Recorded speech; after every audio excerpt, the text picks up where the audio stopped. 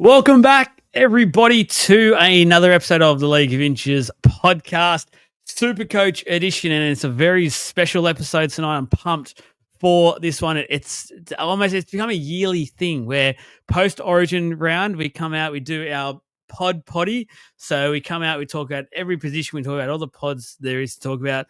Our pick of the bunch, and it's a nice open discussion. And going off last year's one that the boys did, plenty of you really enjoyed it. And the one we did earlier this year got a lot out of it, and it's helped a number of teams moving forward, which we're very happy about. So that will be what this episode is all about. So it'll be a slight change of how we do things.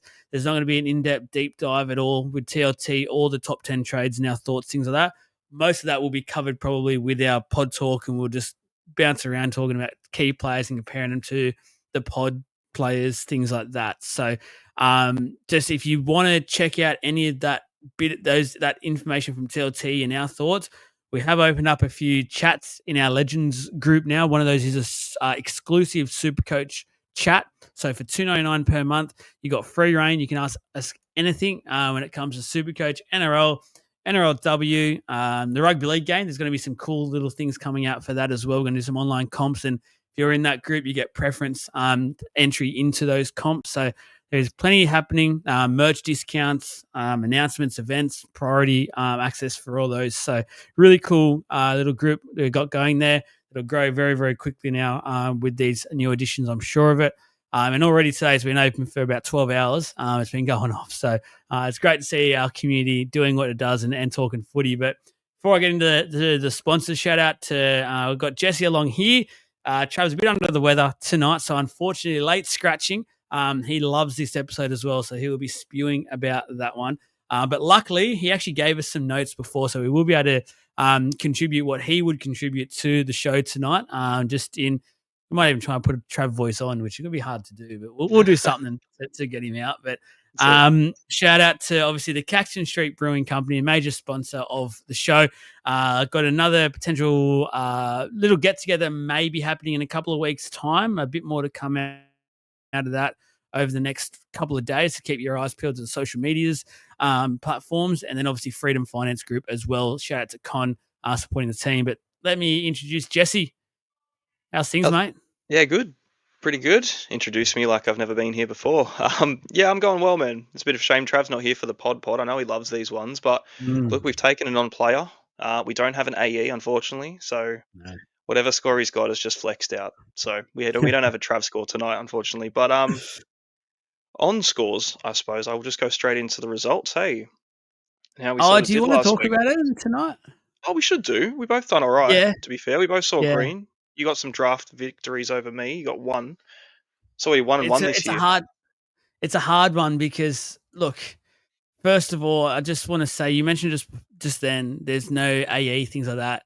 I went into this round technically a player short, pretty much like no flex, it's fair to say. So I was worried about this week. So just keep that into your little noggins while you're listening or watching this one, to when I say my score and how I went compared to the boys, because I was nervous, and I think that's an excuse for me that I'm happy to run with. Poor planning, perhaps, or was it just keeping some guns ready for the run home? We'll find out. But Jesse, I'll let you do the honors. Talk to us. How's your Supercoach round? The week that was, I scored 13-16. So I did end up having 18s Cute. at the end of it all. So, cute. You wasn't that far ahead of me, mate. Just settle down. Yeah, 13-16. So it was actually a really good score, to be fair. I thought there was a lot more higher ones. The round rank was 5,000. So I was a bit surprised a 13-16 got a 5,000 round rank. Because I did see some big scores, but I won all of my head-to-heads so comfortably. Like one of them I won, I think, by like 600 points. They must have just given up, switched off entirely. All the others were, between 1 and 250 odd point wins. So it was, it was pretty divisive anyway. But season rank 1,939. So I went up 419 spots. So it's this freaking 2K hover killing me. But total scored 23,820. Sitting on 7 trades before doing anything this week. And team value of 15.8, which I don't think really matters anymore, because they team value peaked, and then now it's just whoever you've got. They're all sort of just hovering. But Yeah, all in all, it was a pretty decent round, to be fair. You I say had a couple of 15.8? yeah. That's exactly what I'm on. That's Hey, crazy. there you go. 15.875. 15.873. Oh, There I you got you. go. You got me. But yeah, like I had Katoa go big. I had Jerome Hughes with the 101. I didn't VC Hines like some did, which would look like a really good play. He got the 137. I VC'd Herbie. Entered on 80 and then got a 105 rescore. And I probably would have considered a loop realistically had I seen the rescore, but I was that dead set committed on Teddy anyway, so I don't think I would have done it. But 84 out of him with a good rescore, I'll take. Trades last week. What did I even do? I can't remember, to be honest with you. I got in Mark very, Mm, very late, like right before kickoff. that was a good trade.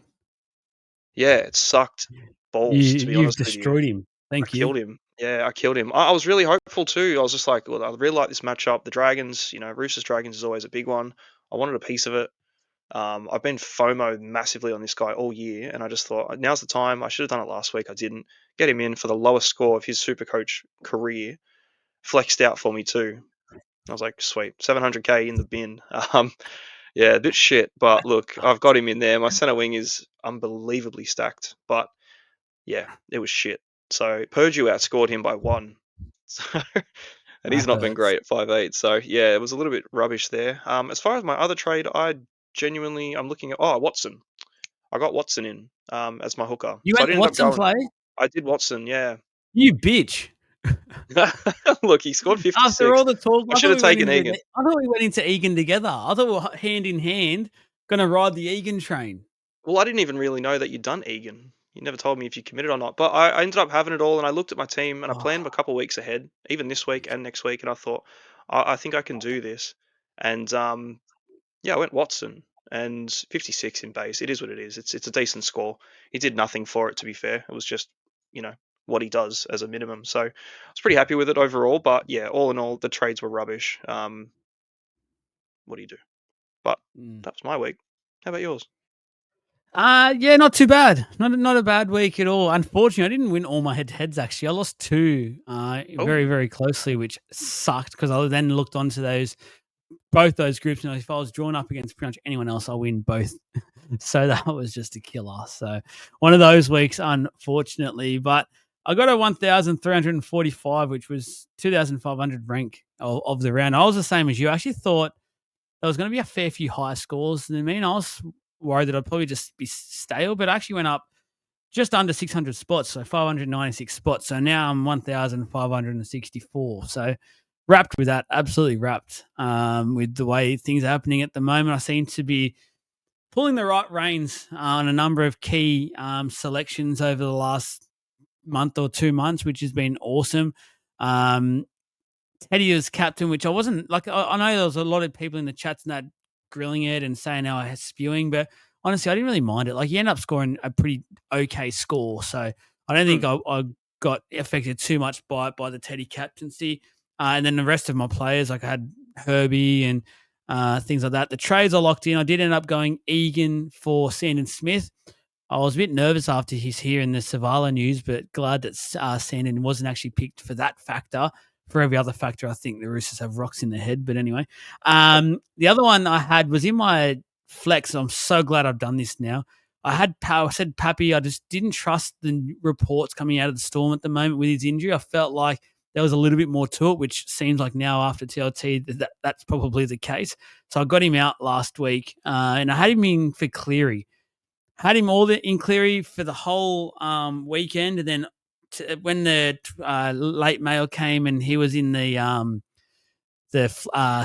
bench, I said, "No, I'm not liking this." He could honestly either not come on at all. I was actually feeling like Penn was going to dominate that game from the outset, so I felt like he wasn't going to come on, or I thought maybe he'll come on for a little bit around halftime, something to get Penrith back on deck, and then he'll come off. He'll play like 20 minutes or something. You'll just get him, steer him around, Mm. get him a couple of tries quickly, and head off. So I wasn't feeling it, and I thought Lomax will be. I've wanted Lomax for a couple of weeks now. He's in my plans to always go to Lomax once Origin finished. I know there's people out there talking about his draw, not liking it, but I just think for Lomax, he'll just work and he'll get offloads and he'll make those Yeah. runs.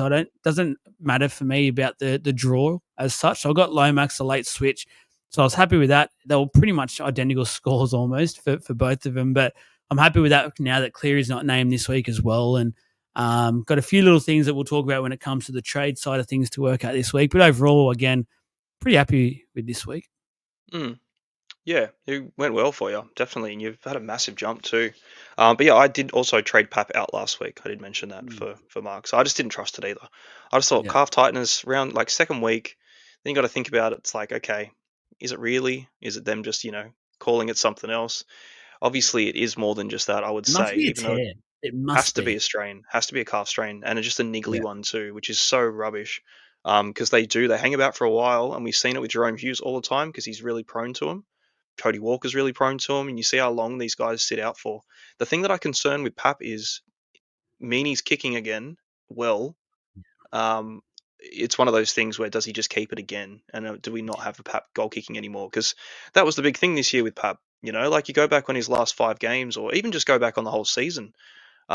Since that massive game against the Tigers where he scored 185, since then I think his average is like 50 something. Mm. Take the goal kicking away, his average is like 30, 40 Yeah. points. It's really bad. And it's kind of just been sort of overlooked. And I think a lot of people are realizing this week in particular is very popular trade out. And I think it's warranted, to be fair. I've already Yeah. done it. I think with the seasons going and the whole reason for this pod as well being a pod, Tedesco, Drinkwater, and Pappenhausen are pretty much in 90. Well, they were from last week in almost like 95% of all teams in the top pack. There was no variation in the fullbacks at all, and now there is a lot. Pappenhausen's 50% owned in the top 1% now. Mm. Half the people have already ditched him, so perhaps getting into pod territory in the top group. Whether or not he actually has the scoring to keep it up, but yeah, a lot to talk about on this one. Yes, it certainly is. Go to the overall league in a second. I just want to bring up. I know 2 weeks ago, it came to my attention, oddly enough, that both yourself and Trav wanted to bring up randomly draft. Conveniently enough, that was after I decided to start shitting the bed with my team falling apart, and you both overtook me on the ladder. And I think it was the week that Trav beat me. I just want to bring up at the moment and just ask how your draft went. Shout out to Pack Lords, the sponsor for draft as well. Make sure you go follow them for all your card collecting needs. But just Jesse, just wanted to ask how Mm. your draft went on the weekend and where you're sitting and things like that. Um. Oh well, you know what? To be honest with you, it was actually not too bad. I would have beaten a couple of people had matchups go any other way. But I went into the draft 3 men down. And I was like, I'm not dropping anyone. It's not worth it. Like this end of the season, I'm already locked Hang in. on, I'm in the eight. hang It's on, fine. hang I'm not on. doing nothing. And I just Did took you the or L. did you not Took- message me on Thursday night saying, how is your, or maybe it was Friday during the day asking, how is your draft team looking? I did. Yeah, Trying to get 100% a I did. Because scoop, I wanted to trying to know what work you were. out. Yeah. I wanted to know. It was before the You waivers. wanted the win. You wanted the win. Well, of course I wanted to Leading into this win. week, you But wanted to beat me. naturally, of course, I want to win Yeah. everything. I don't like losing anything at all, to be honest with you. But um, yeah, I ended up working it out just by looking at the waivers you'd made, and then I looked at your team from the previous week, and I just built it in my head, and I was like, yeah, okay, he's got a full team. Um, but yeah, you didn't even want to tell me what you had. Just freaking hell, it's not that hard. I But yeah, look, I respect me for that because you know what? I'm playing to win. After copping it the other week, I was not giving you anything, and I reckon those at home will agree. Let us know in the comments if you agree. Is it not that play deep. on or is it a knock on? Because I just What? think, Look, mate, the why would I tell second, you what I've got going on in our draft comp what does it matter? It's a draft guy. I can see your team. I after just wanted kickoff? Before kickoff, you couldn't, after and that's when kickoff. you want to know. Yeah, no, that's why Mate, I looked at it and I looked at your team anyway, and I thought, well, I know who's playing this week and I know who isn't, so I can work it out. Just make it easier for me. can't make But it yeah, you easier. didn't. You didn't show me anything. And look, you beat me by what's that? 120 points. I was 3 men down. It's not a convincing win. I'd still be worried if I were you It's about your convincing. long-term prospects. Hey, That's my team. I don't think I'll win another game all year, but I'm happy I've beaten you. and just got that on you at the moment. And at the moment, I've got you on the ladder by 2 points now. So I'm back up equal with Trav, and in front of you by 2 points. I'm sitting in fourth for our League of Inches draft, which again, shout out to the chat, shout out to the 5 divisions, which are all going really, really strong still. And I'm really keen to see, obviously, the outcome of this. We've got the knockout comps back on from this week. So, Jesse, who you got in that one? Really? Sorry, I Man, had to double down there, but unfortunately, Jesse isn't in. I got knocked out in the first round, Pitch up. to be honest with you. I got knocked out in the first round in the same person that I was also playing in our matchup in Division 1 the same week. I had 2 head-to-heads, draft comp 1 and the cup, and I think Xavier Coates scored like 140 points. Yeah. And he beat me, which means he beat me in both competitions. And I was like, fuck. How annoying. Just, yeah, really unfortunate. I was looking forward to this whole cup You and got them. It's good copped for it. final. Yeah, final 8 now. Final 8, and we've got some big trophies on the way, which is good. It's gonna be Yeah, a good one to win. that'd It's gonna be a good one to win. I agree. Alrighty, let's go into quickly the overall comp. So big news here. Joel Year of the Eagle, who was leading this, I think 2 weeks ago, has dropped down to 7th.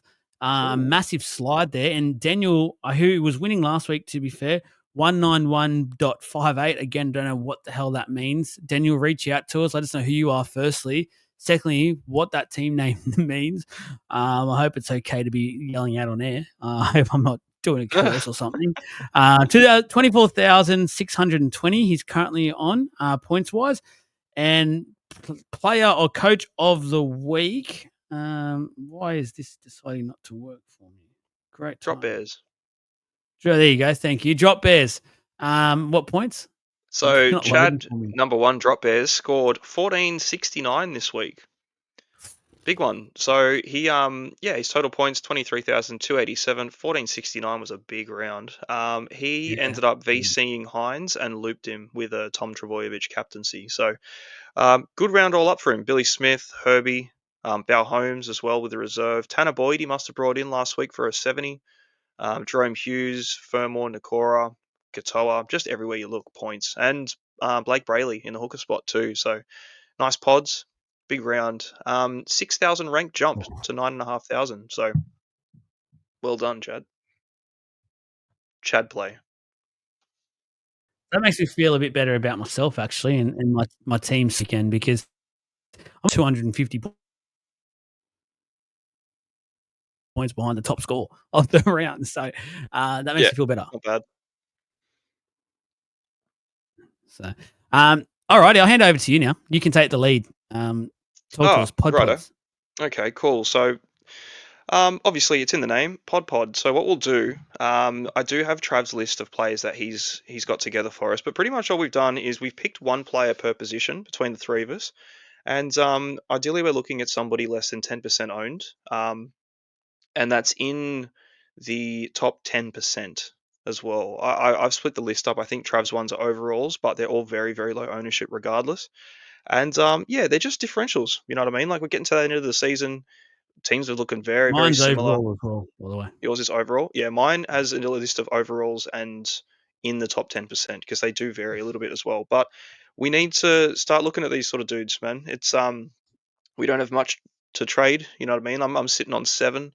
Need to find some way to break from the pack a little bit and try and get some big scores. And just you got to go against the grain a little. You got to try and make ground because by now, if you're not in the group or if at the top, you're a seasoned resign and you're doing your head-to-head stuff, or you got a late push and you're trying to make that ground up. So we'll start off with the hookers. We did mention a lot of this stuff. Sorry. One quick point to say to that: even if you're not an overall player, if you are head-to-head, pods will still occur to you because there's going to be a lot of teams identical or just maybe a couple of players different. So getting that advantage and having that one extra player that will be a slight advantage coming into that head-to-head side of things will be a huge advantage for you guys listening and watching at home or in the car, wherever it is. But don't just think because I'm a head-to-head, I don't need really pods. No, you probably do. And it's probably more important than ever as well. So 100%. Yeah, if you're in a head-to-head focus side of thing, you definitely need pods. It's almost worth running with a like if you've got a pod that your head-to-head opponent has as well, you're going to nullify that guy's position. You know, I mean, this is something that he's using to try and win around with, Yeah. and you can just null that spot out too. So there's a couple out there that are relatively low ownership but still quite popular and good upsides. Um, Again, very much applies to all head-to-heads, and you just got to make sure you're looking at your matchups and where your final sits and those late buys where they can really screw you up. But to start off in your hooker slot, I'll just go through Trav's one first because he's not here at the moment, and then I can go into mine. But he's got Blake Brayley as the number one pod hooker, which, to be fair, 100%. He just put up a massive ton last week, and he's been doing that the last few weeks before then too.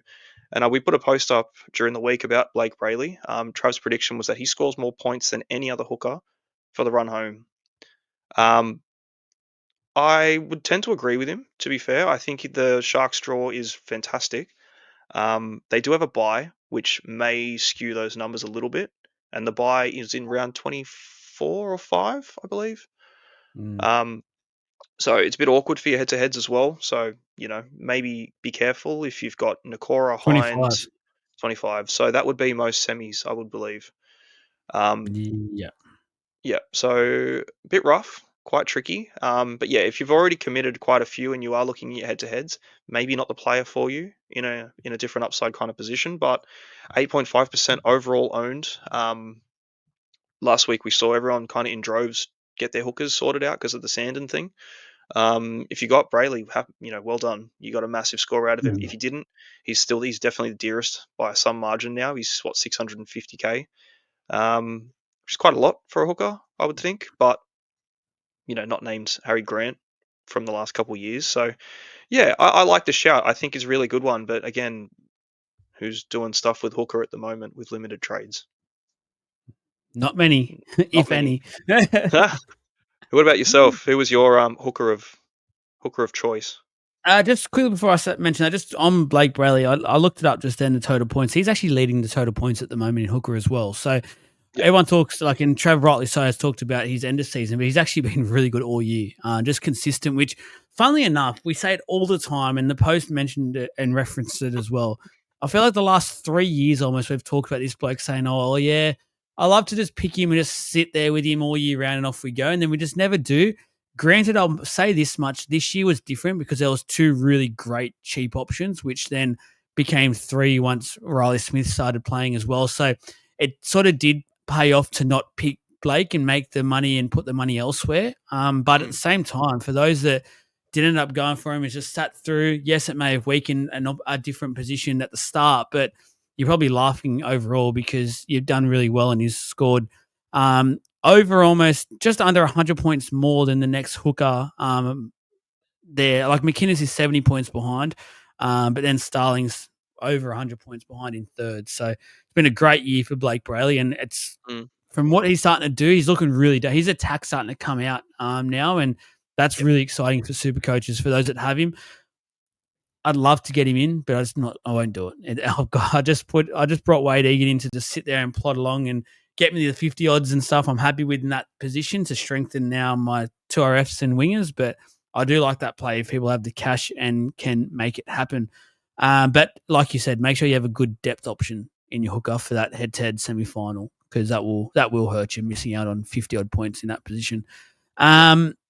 Or maybe even 100 if you got choosing between Brayley Oh or yeah. Grant in the run home. So you never know. For me, did I go quickly? I went Jeremy Marshall King, Mm, 491k. At the time of looking at it, he was sitting at 1.8k. Oh, sorry, 1.8% overall ownership. I'm just quickly trying to find out if that's changed in the last uh, little I don't time think since I did it's check. I don't think it would have. no. Yeah, so it's roughly around that sort of number. I checked it today. So I just feel like he's starting to. I looked at his points. I looked at what he's producing at the moment, and I'll tell you what, Jesse, he's starting to show what he has shown of old. And I know you've been a huge fan of Jeremy Marshall King Mm, for a long time, not just NRL point of view, but for super coach reasons. And just like his last couple of games, an 88 and then a 68. Um, granted, before that was a 37. He did leave the field early, 69th minute mark. Whether that was an interchange or he went off injured, I can't quite remember. But or it might have been HO. I'm not too sure. But he's getting into a bit of form. He's 491K, so he doesn't set you back too much. Dolphins draw to the bye next week is a pain in the ass. But if you can get yourself past that, maybe I've got Riley Smith, for instance, and if he can play some decent sort of minutes, even if it's in the forwards this weekend, that would be an okay play to have for next week just to cover yourself. But yeah, Jeremy Marshall King, mate, I don't mind the play at all. No, I don't either. I actually looked at him last week too. I was a little bit wary about it because he's only played that one 80-minute game earlier in the season before the last week's, or not before last week's game, before the week before that, because he played 80 minutes, scored really well, and I was like, oh, this could be something. Is he going to continue to play 80? Their depth has been shot to bits. Yeah. Everyone that could back up in that hooker spot has either been injured out for the season. Donohue's replacing the last 4 or 5 middle forwards that they've just lost. So Yeah. I think his minutes are solid. 80. He's an 80-minute guy Yeah. anyway. I loved having Jeremy Marshall King in my Supercoach team. I'm always an advocate for it. I think he's fantastic. Last year I had him for a while until he did his foot, and then this year it just hasn't happened. But look, the buy next week does suck. It's half the reason I didn't include him in my list myself. But after that, it's Marshall King. We know what he can do. He's got good base. He attacks well. Dolphins are humming in attack. Well, they have been. 491, man. There's a great shout for him.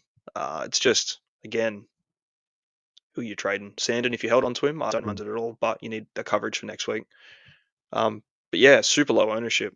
Hopefully it stays pretty low and going into next year too. That'd be nice. And then the last one, yeah, big time. The last one I've got on my list here is actually it's Wade Egan. So we did all that time. We spoke about him. I think his ownership overall is actually 11%.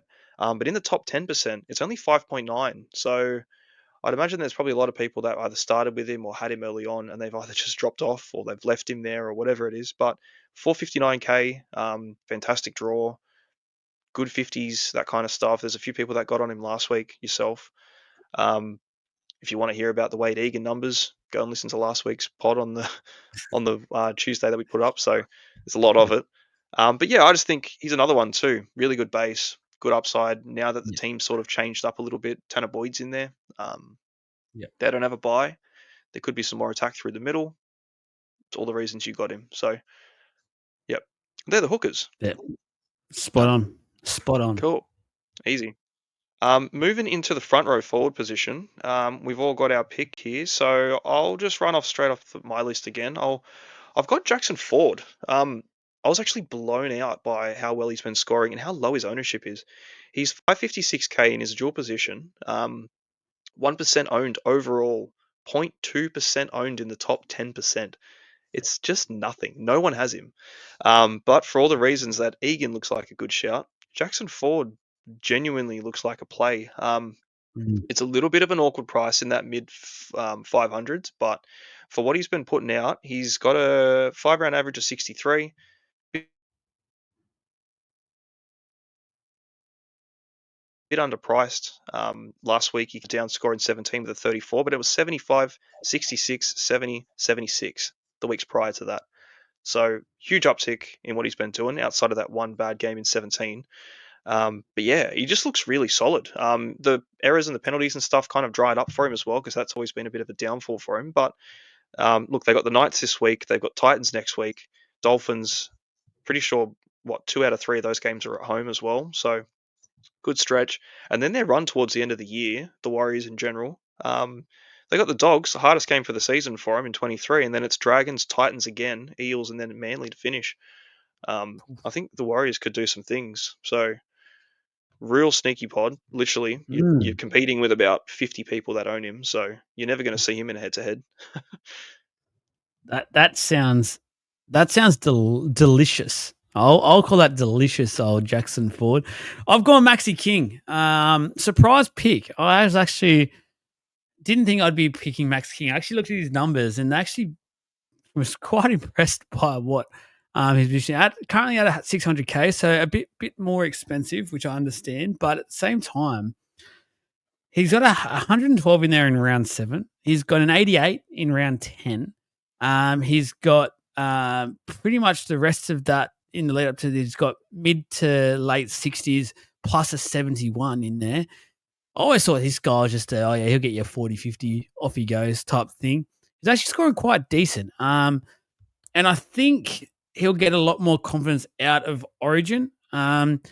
To be brutally honest with you, I found it hard to do the front row, actually the hardest position out of all 6 positions yet. I know you guys are talking a bit about obviously some positions to come being quite hard, but I found this hard because like you talk about the top dogs. You got Payne Harsh, you got May, you've got Kalamatangi, you've got Tina, and you've got all these guys. It's like it's so hard to justify paying 600K for Max King. But just a guy that sort of looked at. I think the doggies are they use Max King a hell of a lot. I haven't been that impressed with any of their other middles, so I think he'll continue to get some pretty decent minutes as well.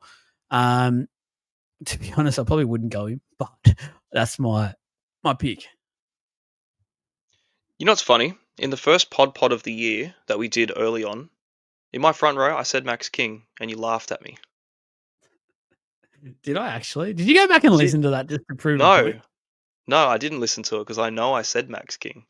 And you're like, "Poor, settle down, Max King." I was just like, "Here we go." I picked a bloody State of Origin front rower in like round 6. Um, silly. Well, I'm telling myself to calm down now because I'm not keen on the pick now that I've mentioned it. It's a bit of a rogue one, but look, I'll be fair. Uh, Trav did have the absolute pinnacle best pod of the front row forward position, and he was the first one to put his list through. So, going straight into his pick, man, Lindsay Smith. My goodness, I cannot believe this. To be fair, he's 497K. He's got an average of 61. He has scored less than 50 3 times this year. 2 of them are a 49 and a 48. One of them is a 33. How on earth is he 497K? I can't work it out. I'm looking at it. He's doing well, man. He's the 9th ranked front row forward overall. His ownership in the entire game currently is at 3%, 6,001 players. Traded in this week by 103 people. So nothing. He's not on anyone's radar. I don't see why not. Like genuinely, you look at his minutes that he's been rolling out 50, 45, 57, 51, 58, 70, 60. They're big minutes. His base is massive. His scores are really good. He's got 70s galore this year. It baffles me how he's 497K, to be honest with you, and how he's just not really on the radar of anyone. Because I know last year he got a couple of really big games. He was priced up very quickly, and people just had to admire him and not have him. So I think there's an opportunity now, especially with the Panthers draw coming up. They've got the Rabbits this week. He scores 71 against them last time he played in round 4, which is pretty good. Then they've got the Tigers next week, who think is going to run straight through the middle anyway. And then they've got the Titans the week after, who are notoriously soft as shit through the middle. So Yeah. it's freaking tempting. It's a good week to get him in as well with no Yo. It feels like he might be the guy that does step You up could play and 70. do a little bit more. So Yeah, you could easily play a 70 this week, I reckon, with these guys that are sitting out. He's just dropped 2.9K and he's got a break even of 36. So he is purely bottomed out by now. Really good shout. that's a great shout. Great It's shout. fantastic. Dead set. It is one of the most appealing looking front row for pods that I've seen all Yeah. year, to be honest with you. So yeah, massive raps for Lindsay Smith and anyone that trades him in this week for sure. Rolling into the second row forwards now. So just continuing the trend of Trav and the Penrith plays, he's got Isaiah Yeo as his second row position pod. Overall ownership is 9.6%. Yo has obviously he's rested this week, so it's a bit of a shitty week to get him in, but far out he's cheap. 536K. 536 for Yo. How much did you pay for him at the beginning of the I don't year? know. I paid like 750 or something and said it was worth it, and was so Yeah, confident in that and settled with it. No longer with my side, but I yeah. know one thing for certain: he'll be one of my first pick next year again. Oh, well, look, man, he's 536K. He was 727K to start the year, so he was Yeah, there big, you go. big Vickies, man. And we were all singing his praises too because we thought he's going to get you a 70 at the least every single week. Well, it looks like Lindsay Smith's nearly been doing that, and he's Mm, slightly cheaper. Um, but yeah, he's got a season average of 61, so base everything for him has fallen off by about 10 points this season, unfortunately. zero point yeah, 0.9 of a PPM. His minutes are a little down too compared to last year. He's been playing 80. Actually, you know what? To be fair, he's been playing 80 pretty much all year, bar in the last few weeks. Where I don't think he's ever really got a spell before. So 54 minutes, obviously rested from Origin. There was a 77 in 14, whoop-dee, and then a 68. Outside of that, yeah, no, he's banging it out. It's just the PPM has really dropped, zero point 0.8. yeah, But outside of all of those things, that draw coming up, Penrith's got a lot to play for. They're going to need him to. Obviously, they're resting Cleary and Yo this week, probably for that late push and to keep them both fit and keep their chances going. But 536K for someone who's absolutely proven elite, with a great run and a very, very big point to prove to the end of the year, it is tempting, isn't it? Especially with those people sitting on Dylan Lucas. Um, yeah. there's a few outs, little things here and there. Mate, Again, you're kind of hoping for an upturn of form.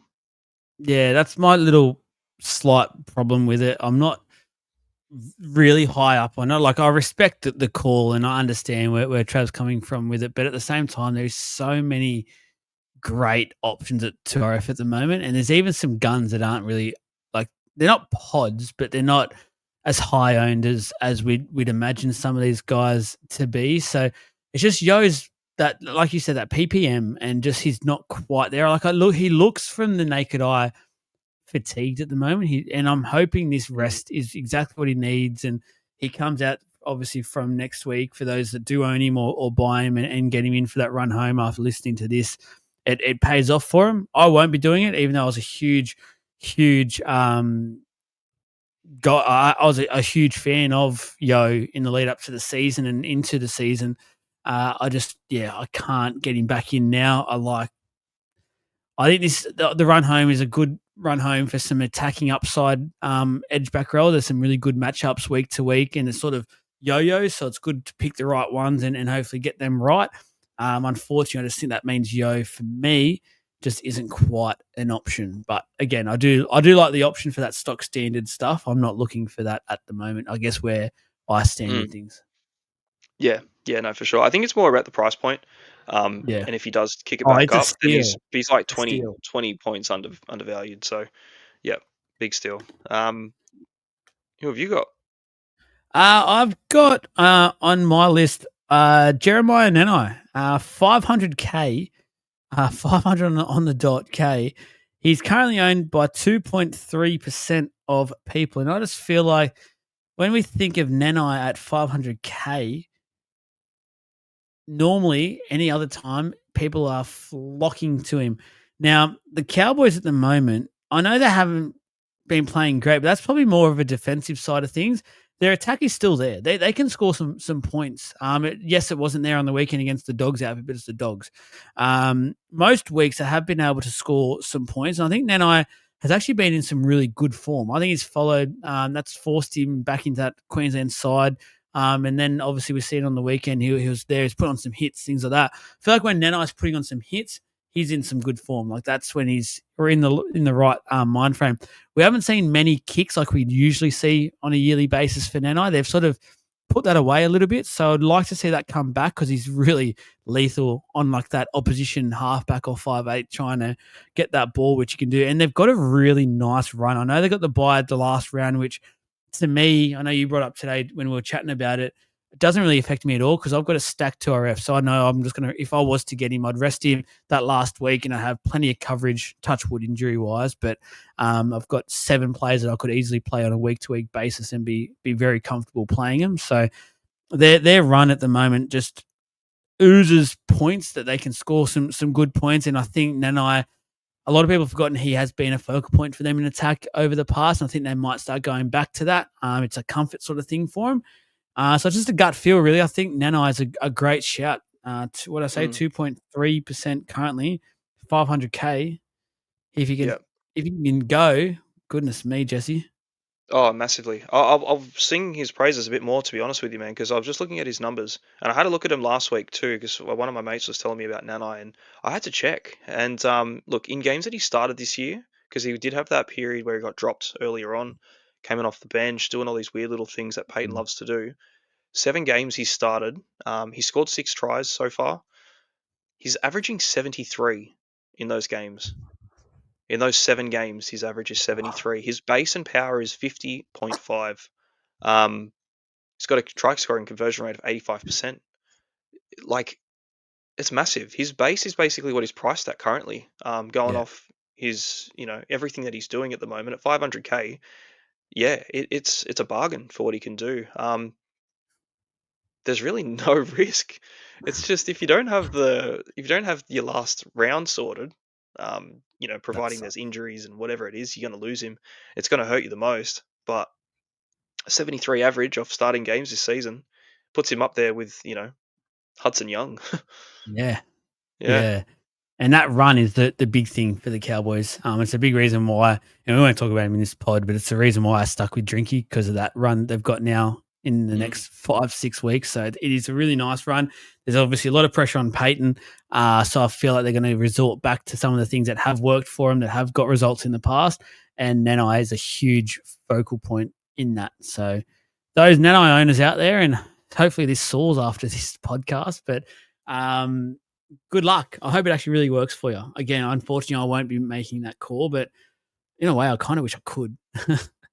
Yeah, well, you very well could. Mm. Lucas to Nanai banks you 140k, doesn't it? 130k, something like that. Yeah, it does. But I've It got someone does. else I've got my eye on for that little trade, which I'll talk about later. So Yeah. No, that's fair. Um, the one that I've got on my list, and call it, a bit of recency bias because of last round, I've got Jaden Sewer. I was actually a top of mate to get Jaden Sewer, and he laughed and he said no, even though he's a diehard Dragon supporter, he didn't do it. And then he messaged me during the game going, far out. Should have got sorry. Sewer. Sorry about that. But yeah, look, 126 last week, 85 the week prior. Big gap between that through, but then going back in his earlier season form, 60, 76, 65, a couple of those sort of scores around. He's 1% owned overall. 1,700 players out of the 170 odd thousand super coaches that have him. So that's very, very low. In the top 10%, he's 0.4% owned. So Yeah. his base and power numbers this year are currently 59.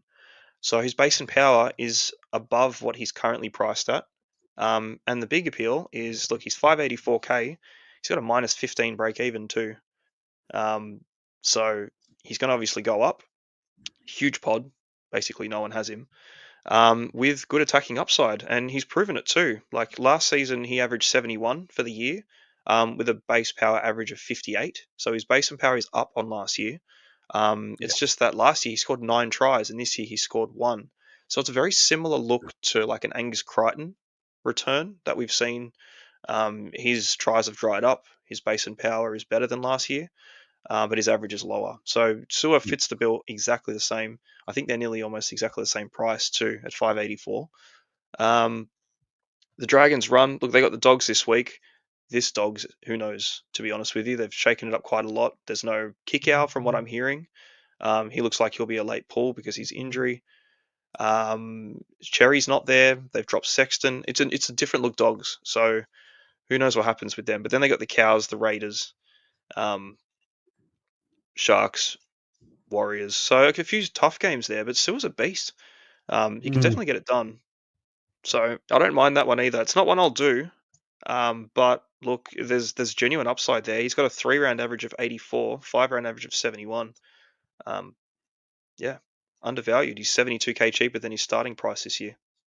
Yeah. No, I'm a huge fan of Sewer in this game. I always try and over the last 2 years get him in my draft team because generally I can get him a little bit later on in the picks, and he's always a guy that scores really well and quite consistent with things as well. And I think he showed on the weekend and reminded everyone that he has got that good score in him at times as well. Now he's obviously had it. He's very unlikely to probably go that again for the season, but he's very likely to go 70s and 80s for the rest of the year as well. Like it's not Mm. just he might not get that huge ceiling score, but there's still some really good scores in him. And all it takes is that try, and it can go straight up to 100 or around that figure. So Yep.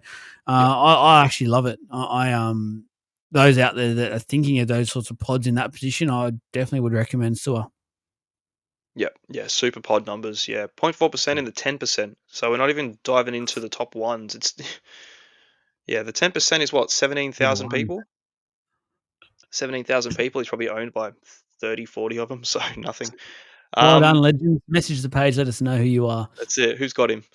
Halfback was pretty well. I myself, I actually haven't put any halfbacks in there because we're not Weak. playing pod halves. It's just not worth. Especially at this end of the season, we know who the halves are. We're almost debating about who to trade to get Cleary back out of Hughes and Hines. It's a weekly topic. You look, it's those three. You're not messing around with it. You're not going Adam Reynolds. You're not going for Cherry Evans. Even Isaiah Katoa. I don't know. I'd still be going for the big dogs at this stage. But you do have a pod. You've put your halfback position in one, so go for it. Mate, I'm not a weak gutted dog. Oh, Those that don't put a snitch guy on me. in are weak gutted dogs, in my opinion. I'll let you guess who's my halfback I've chosen. Oh, who's the one fella that you just smoke pole for every single week? The big green machine. But can I want to say, and my internet's having a quick little meltdown, so hopefully I'm okay still, but You're I'm right. trying to drag this out so I sound good. But you say pods. We need to help people out. And you say this is the position where you shouldn't be podding. I disagree. If you want to No, make up some ground, you got to do it. And the reason I've got Jamal Foggy listed now, he's currently 536k, owned at 5.6% overall. The Raiders run, we keep talking about it, is supreme. Like, it is just magical. Yes, he's got the bye the first week of finals, so that's not ideal. But at the same time, before that, with the goal kicking and the amount of tries I'm probably anticipating the Raiders to score, I don't mind it. the thing that has me turned off it is he's okay. So compare him to Nico Hines, right? Who's the cheapest of the top three at the moment. He's got a 3 round average, 45 points less than Nico Hines. Of average or total? Average. His three Well, round that's average. alarming. His 3 round average is 45 points less than Nico's 3 round average. Nico's 3 round average right now is 96.3. Jamal Fogarty's 51.3. Really, the draw does get really, really good. Um, Jerome Hughes, 3 round average 90.7. 5 round average 90.6. This is a position, to me and Trav's point, or to Trav and I's point, if you're an Thank intellectual, you. um, it's not worth it. It's really not. Like, the numbers are so high, you kind of, it's one of those things, you stay with them. This is a position where you stay with the pack. You get the guys that can go massive, massive, massive, like Nico did last week, like Hughes can do, like Cleary can do, that kind of thing.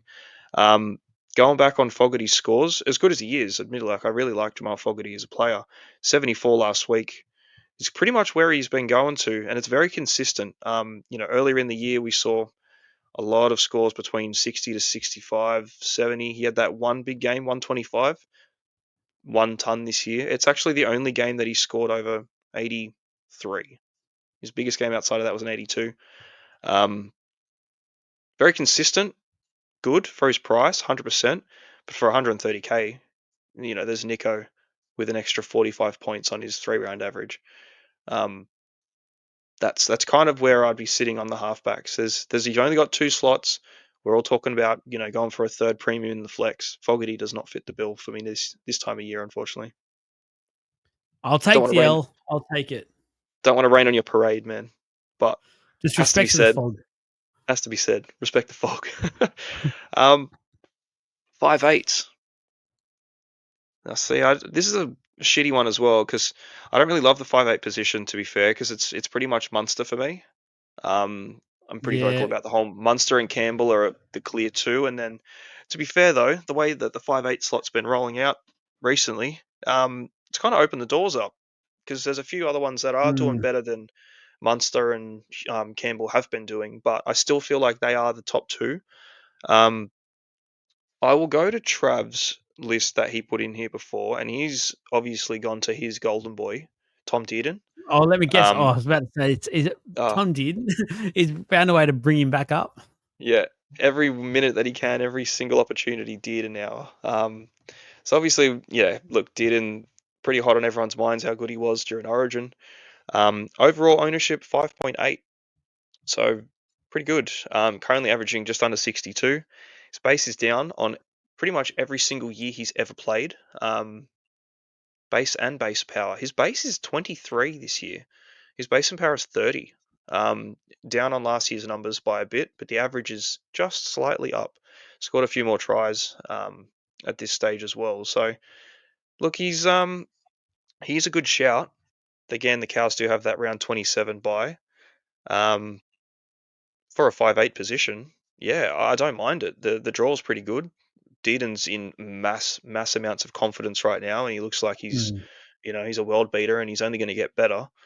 And on that, I feel like you could definitely ride the train. He's had a bit of a price drop too, because earlier in the season he peaked at just under 700k um, twice, 697, and then a couple of weeks later, after he'd had a dip down to 670, he went back to 696 with a big 143 against the Titans in round 8, and then a 114 against the Tigers. So he's definitely smoking all the rubbish ones. But to be fair, a 66 against Melbourne, a 57 against Penrith, a 55 against Penrith earlier in the year as well, 97 against the Raiders in round 4. And the Raiders were, they started hot too. So he's definitely got it. It's a big turn of form for him. Coming up against the Dolphins, the Dragons, and then the Sharks too. The next three, don't mind it at all. Really don't. The draw makes it a lot more appealing to me. If it wasn't that draw, I probably wouldn't be that keen because he does have to, I feel like, work his ass off for Supercoach points, but Yeah, the draw makes it much more appealing and much more in terms of his attack and um his attacking options. I feel like, yeah, I do like the shout. I just sort of, and I'll talk about it a little bit more when it comes to my point. But there's another reason why I'm not a huge fan on Dearden because I feel like Trav's there saying that he'd be his main 5'8", and I'm sort of with what you're saying that I feel like it's Munster and Daylight. I'm a bit over JC to be honest with you, so I don't even want to put him in there. He's stung me twice now over the last 2 years. And I was sick of going back there, but I do get why people keep going there. He has proven his scores, just about getting on him at the right time. But I oof. just don't know if I compare Munster and Dearden. If I'm being honest here, I just can't put Dearden ahead. I have to mention one thing too that I've just seen, and if anyone's watching and saw my reaction just then, and my eyes just gone bing. Got to be very careful with that Cowboys lineup, and then what Dearden you're getting. Yeah, this is pretty shocking to be fair. So going off Dearden's games with and without Clifford, I was about to it bring in Clifford up actually. has to be spoken because this is Yeah. honestly it's groundbreaking. So in the games that he's played with Clifford this year, there is 10 of them. So I'll put him back in the side. So pretty much he's got 10 games with Clifford in the team, 73.2 average. Just like really good. 73.2 average Mm. over 10 games with Clifford. Fantastic. The minute you take Clifford out of that team and Purdue is the 5'8", his average, holy shit, his 4-game average, 33.7. And Clifford's injured at the moment, so that means he's not back at the moment. Yeah, So so it falls off a cliff. No tries, no assists, no, just nothing, just peanuts. Um, it's bad. It's bad, not good. So yeah, I if don't Clifford's in like the it. team, Deaden's fantastic. If Purdue is the 5'8", um, Purdue's not the 5'8" they need. Purdue's a gun left center. We've seen it all year. Just do anything else. But yeah, look, it's Clifford. Yes, go for Dearden. If not, do not touch him. Yeah, let Wow. me let me edit what I just said before because I now don't like it because at the moment Clifford's injured. Yeah. Yeah, so it's a little bit. Yeah, it's sad Oh, to see you go on that side, but the numbers are very, very nice when he is in the team. Who's your 5'8"? Mm. I I'm with you. I found this probably the hardest position out of all of them, just because I feel like it is Munster and Daylight, like I said earlier, and I just felt like for me, if I'm talking about a pod, I don't want to lead like when we're talking pods. I don't want to lead everyone that's listening because they obviously respect what we say and they listen and value our opinions. I don't want to lead them down a path for just for the sake of it. Like I do want to be a bit honest with them. So I think if you haven't got Munster in your team, you get Munster. Like you talk about the halves and that. I think Munster's in that bracket at the moment as well with that run home and everything that's happened. I think he'll be really out to prove a point and just prove he is the best 5'8" in the game and that elite player. So where I was thinking about going with this was my second option at 5'8", because I do think it's good to probably have a bit of coverage in for me, especially because I don't have that jewel in my halves anymore because I got rid of Metcalf. I don't mind the Tanner Boyd play at Mm, 329K. He's currently at 2.4% ownership. He's got the dual, which can help things moving forward. But if for whatever reason Munster was out for a week or two, if he gets rested or a little niggle that he gets rested, like it is a bit of an injury, things like that. At least he scored a 70 on the weekend. I know that's the first game. It's against the Tigers, who, to be fair, showed up for a bit of that game and weren't like just rollovers and smashes type thing, even though it ended up sort of being that type of game. But he's got to be an in, doesn't he? Like I remember back in his Gold Coast Titans days, I was never a huge fan of Tanner Boyd. I think he's really improved his game. Though I watched on the weekend and heard all the reports about New South Wales Cup and how good he's been for that side. He really impressed me by via the eye, and then obviously Supercoach mm. score as well, being 70 at a 320. I don't mind him there, sitting there. Second choice 5'8". Use him if you need. Goal kicking. You could do a lot worse. A lot worse. 100% for 329, you could do much worse. Mm. At that price, you're getting in a dual position 5'8" halfback that you don't need to play. Yeah. But based off matchup, which they do have a very, very good run, you very well could. The only thing that does concern me a little, and again, it's not even a concern because he's not expensive. It's a nothing. He scored 70 on the weekend, and it's actually probably you can look at it like it's bloody promising because that was with a try assist, four try contributions, and 20 points in goal kicking. Yeah. Um, so pretty much all he's done, 48 of those points, I believe, if my math is correct, was just in tries, assists, contributions, and goal kicks. Oh yeah, Pretty yeah, good, but to end on a 70 just shows that he doesn't do much else. That contributes to Supercoach. The kicking game is Mhm. great. The way that he organized the team, the way that he steered the ship and settled everything down. I think it's probably, even so, I think it's probably a bit more composed than Metcalf for the team. I think the Warriors benefit off Mm. it a lot more. Um, Chanel looked good Yeah. as another one, but yeah, off that, a 70 with that much attack, you'd be hoping for a bit more from anyone else. But for 329K for someone you can downgrade and sit on, like that's That's what I good, mean. man. It's really good It going. could potentially free up people 300 odd K or something. So depending on what they're Mm, doing and obviously downgrading to, I just thought I didn't want to go down a path of picking a pod of a player I reckon people should have as their number one because I'm just so high on Munster for the run home that I just didn't want to do that. So yeah. No, I agree too. I think it's the same. I've always been saying Munster is the man for this position. The 5'8" that I've gone with is against someone that does have a duel. It's someone that I've mentioned before, pretty hot on, Blaze Talangi.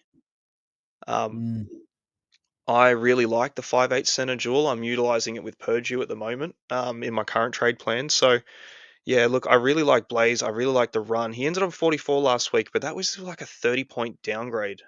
He got a try assist, a line break assist, and something else taken off him, which would have put him on a really good, respectable score of like in the 70s. And I know a few people that have lost their head to heads because of that one particular downgrade. So, take away that one, 54, 81 the week prior.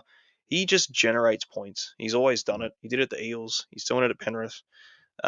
With Cleary resting out this week, I'd imagine he takes on a bit more of that attacking responsibility again as well.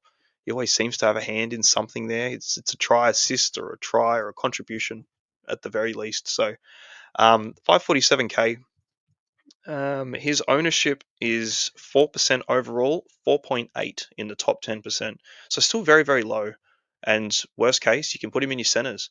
You can change things up. If he's in your 5'8", you can move him around. So like, yeah, I think getting someone in that position that has a duel is really handy because you don't have to play your second 5'8", and I would probably consider him a second 5'8", to be fair. Might be a little dear for that second spot. I know my second spot is Burton, he's dearer than Talangi is, and even more of a pod, to be fair. But I really like the duel, and I think you can do a lot with that, especially with the Penrith draw and how bloody good it is. So, yeah. I love it, mate. Well, good shout. Good shout. He's really starting to find his feet in his Penrith side. He had obviously a rough start to his career at the Panthers, but really looking good. And the best thing with Talangi is that people probably thinking, oh, yeah, Cleary will come back, he'll own that side, things like that. But even when Cleary was there and Yo, they kept going to him a lot. Like they were as if they were trying to force his confidence to go up, and it worked. Like he was setting up tries, scoring tries. He's in a team now full of confidence. He's got confidence. So it's a good shout. Again, I probably wouldn't have him as my main, but if you're having him on the bench and stuff like that, it's good. That I agree that dual factor in that 5'8" position would be so nice to have at the moment. I don't have it. Probably will keep that, unfortunately, because I don't think I'll get rid of Burton anytime soon. It's a bit of a wasted trade for mine at the moment because I can't utilize any 5'8" duels, unfortunately. But yeah, I don't mind that shout at all. Yeah, he scores over 50, 76.9% of the time. Pretty bloody good. Almost every time. Almost every time, 60%. We'll just roll into the centre wing, shall we? Please do. What a doozy. Keeping on the bloody Penrith train. Far out, we're riding these boys this time. Trav's choice of Brian To'o. Now, I love it.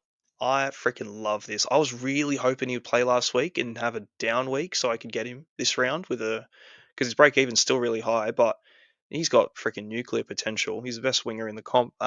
Overall ownership 2.6. I don't think we'll ever see To'o that lowly owned, but again, he's been a little busted this year, and even though he has been a little bit busted, he's still freaking killing it. He is currently averaging 63 in 7 games this year so far. And that's in minutes. I've just got minutes as a minimum of 70, so it kind of rules out any injury-affected games on there. But has there ever been any for him? No, it hasn't. 7 games, 63 average. Down on last year at 70, down on the year prior as well at 70. So we know what Toto can do. He's a freak. And for his current price of, let me just have a quick stab because I haven't got him up yet. 616, I think his price is. Yeah. Let me confirm. 609, sorry. 609, 105 break even. Playing the Rabbitohs this week, I really like the matchup too. So, yeah, the only thing with him is that his season's been very broken. He played in round 17. He played 2 games, 13 and 14. He played in round 10. And then he played 3 games earlier on the season, round 2, round 3, and round 4. Just been that constant niggling hamstring, I think, that he's had from Vegas and then after round 5. Obviously, he was playing through Origin a little bit injured, and he even said he's like, "Oh, I'll keep playing until my leg falls off." So, yeah, I love the shout. I really do. I think Ty's great. I just don't know if it's worth the injury risk and if it's worth taking the gamble on with the amount of centre wings that we have. But look, man, 3% ownership, 4,500, 60s busted. Like if he can get 60 injured, if he just suddenly miraculously gets all better again, you gotta expect that to go massively through the roof. That's a big if. That's the problem there. That's a big if because he was touch and go in an Origin campaign to play, and that's a 10-day turnaround. Where most weeks in the NRL he's going to have at most probably a 7, maybe 8 days. They get lucky, but then there's going to be times where they have a 6-day or maybe a 5-day turnaround and they run home. So I do like the call. I just can't do it because of the injury risk, and he's just not right. He very clearly is hampered still by that. Yes, he got rested on the weekend, but to be honest with you, after Origin and the work he's done in that series, he probably needed that just to recover. I don't think that would have helped him get better at all. He probably needs the extra week, to be honest with you. And I was actually shocked he was named this week. I actually anticipated him being maybe given one more week just because of how he has been, and Penrith have got themselves in a position now where they can probably have just that one game. Look, they'll probably still win the game, but if they were to lose, it wouldn't make much of a difference. I think they'll still play finals. So I was a little bit surprised he got named this week. I probably wouldn't go this week personally if I was to make that pod play. I'd wait one more week. You mentioned the BE and things like that. I'd let that go down just to see how he is and what he's doing. Again, we've seen at Origin when he's on the field, it doesn't seem to affect him too much. He'll still get through his work. He's a monster when it comes to that. Just getting him on the field to do so, because Yeah. that's the problem. The lead up. Once he's on the field, it's all systems go. It's great, but yeah. Yeah. Well, that's the thing. You could probably sit this one out 609K with that break even, providing he doesn't, score a hat trick again. Like he'll drop coin. He'll be in the 500s, probably 580, five. What's That's his such a projected? nice price. It's so good. Like he's projected to lose 44K, so that'll put him around 570. Yeah. 570 for Toto, I think, is on near. It's you got to really consider that buy at that point in time, because he'll be playing the Tigers next week too, into the Titans. Yeah. And if he looks good today, like when he plays the Rabbits and he looks fit and he has a good game, even if he scores 70, I'll Yeah. let him score that 70 outside of my team. That's fine. But from next week, look, I'll have probably 5 trades next week, and I'd be happy to work something out to get him in my team. But for who, I have no idea. So, um, yeah, I really like. We've obviously we've sort of been. I don't know if you've caught on to the trend. Freaking Penrith look good. They're very, very low owned at the moment because not a lot of people have really gotten on board with any of them. But yeah, it's actually very Time to. surprising how many Penrith players we've mentioned tonight already with such low ownership that are traditionally really, really high upside, big average players. So yeah, definitely like the shout. Keep an eye on him. Yeah, he's one to watch. Yeah, Um, definitely. for myself, I've got one Ronaldo Mulatalo He's back. Every is year you back. do this. Yeah, I do. I like to be hurt every year. So, Oh, it's like the an ex difference, you keep running back to. yeah, I can't learn. I never learned my lesson. She just got that thing. Keeps reeling me back in. So, Oh, Mulatalo, 406K. Ding ding. That is what has got my eyes sort of popping open, because 406K for him is dirt cheap. Um, Mulatalo, I'll go through his last couple of averages for the season, overall averages. Last year he ended on 67.8 average. Season before was a 61. Season before that was a 61. Um, the guy finishes the year averaging over 60. It's just what he does. He also usually finishes the year with almost 20 tries too. Difference being this year he scored 6. He's averaging 54. His biggest numbers of base and base power that he's ever had in his career this year. We've got a base and power of 38 for Mulatalo. That's bloody impressive, because he's the kind of rocks and diamonds dude that'll put out a 20, after 80 minutes if he doesn't score anything. So, um, look, he's 4% owned overall. He's 1.6% owned in the top 10%. Um, Mulatalo, for the pedigree we know, to be 1.6 owned at 400K in the 10%. With the Sharks draw and how good it looks, again, consider how many Sharks you have going into this one for head-to-head focus stuff because of that awkward buy. Man, I don't see a problem with it at all, eh? Genuinely, I just don't think there's a risk. I don't think you can go wrong. Um, Look, he's a play on matchup kind of guy, and their matchups are fantastic. He's a healthy downgrade from anyone. If you got Lucas in your center wing, there's 230K. Like, that's a lot of coin for a guy that you can get tons out of. Okay, admittedly, you can probably get a low score out of too, but he's got big boom potential. And if you like the risky play, I like it a lot. I think you could do a lot with it. I think What do you reckon? you couldn't. I know you love him. That's the thing. I'm just gonna let you ride this one and talk it up because as I said, you and him just go way back. I'm always hurt by him. So So, I don't think it's valid for me to talk anything about this and to add anything to this. I'm just gonna let you finish on that note fair enough. and go from that because I see it, I don't see it, and I see it. So I'm a Yep. bit all over the shop with that one. But to be fair, it's my pick is very rogue. So I don't my pick sort of I look at just heads up, don't look at his numbers because his numbers aren't good. This is a Oh, pick where my pick is Dallin DWZ. So Dallin Watani-Zelezniak, yuck. 0.6% owned at 350K. Now, this bloke has scarred Jesse to no tomorrow. So I knew as soon as I was putting this guy in that Jesse would probably hate this pick.